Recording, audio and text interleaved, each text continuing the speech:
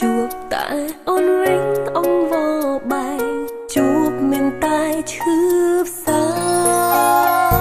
ស្រឡាញ់ប៉ុណ្ណាអូននៅតែសង្សារគេ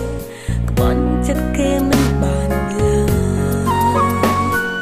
រឿងនេះអូនធ្លាប់ប្រាប់បងពីមុនរួចហើយនៅបកក្រោយមិនបានបងយំប៉ុណ្ណាក៏អូនឈឺផ្សាប៉ុណ្ណាតែពេលនោះតបក្តីស្នេហ៍មិនបានព្យាយាមកិច្ចពីបងកុំស្មានអូនចឹងតែមិនអាចបងគេបានឡើយបញ្ឈប់តែបងរឿងយ៉ាងគ្មានលទ្ធផលទេចិត្តស្មោះមាសមេអូនគ្មានសិទ្ធទទួលកុំទ្រាំឈឺចាប់ម្នាក់ឯងបងត្រូវជ្រើសរើសលើផ្សេងរកមនុស្សដែលអាចមើលថែបងទង្វើក្រុមយ៉ាងដល់ធ្លាប់ធ្វើដឹងរូបស្រីអរគុណប្រោះថ្លៃអរគុណបងស្រឡាញ់សល់តែពាក្យសុំទោសតបដើបងវិញមិនអាចចោលសងសោអូន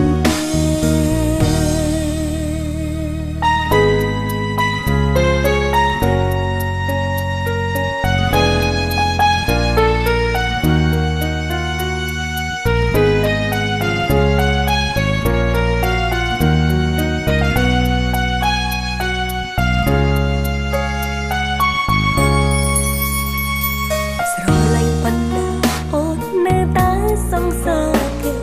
ក្បន់ចិត្តគេមិនបានឡើយ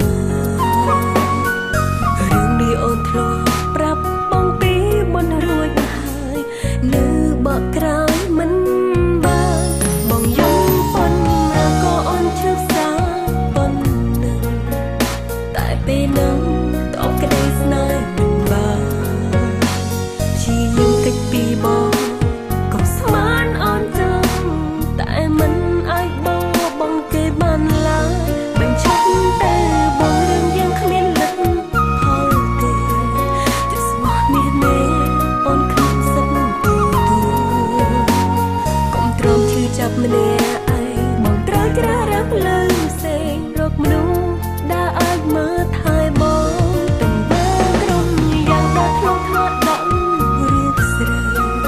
អរគុណប្រោះថ្លៃអរគុណបងស្រឡាញ់សល់តែពាក្យសុំទោសតបដើបងវិញមិនអាចចោលសងសោអូនទេបញ្ឈប់តែបងរឿងយ៉ាងគ្មានលទ្ធផលទេចិត្តស្មោះមាសមេអូនគ្មានសិទ្ធទទួលកុំទ្រាំឈឺចាប់ម្នាក់ឯងបងត្រូវជ្រើសរើសលើផ្សេងរកមនុស្សដែលអាចមើលថែបងទង្វើក្រុមយ៉ាងដល់ធ្លាប់ធ្វើដឹងរូបស្រីអរគុណប្រោះថ្លៃអរគុណបងស្រឡាញ់សល់តែពាក្យសុំទោសតបដើបងវិញ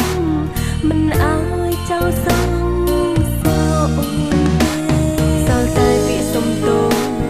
តបដើបងវិញមិនអាចចោល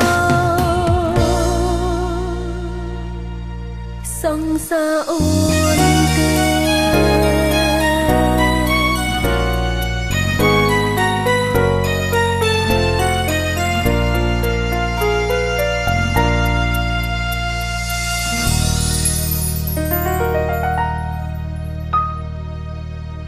ឈប់តែបងរឿងយ៉ាងគ្មានលទ្ធ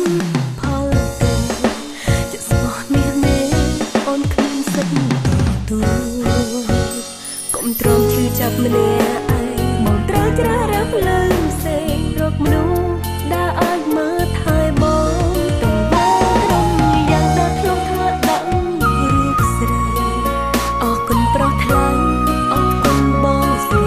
ឡាញ់សល់តែពាក្យសុំទោសតបដើបងវិញមិនអាចចោលសងសោអូនទេសល់តែពាក្យសុំទោសតបដើបងវិញមិនអាចចោលសងសោអូន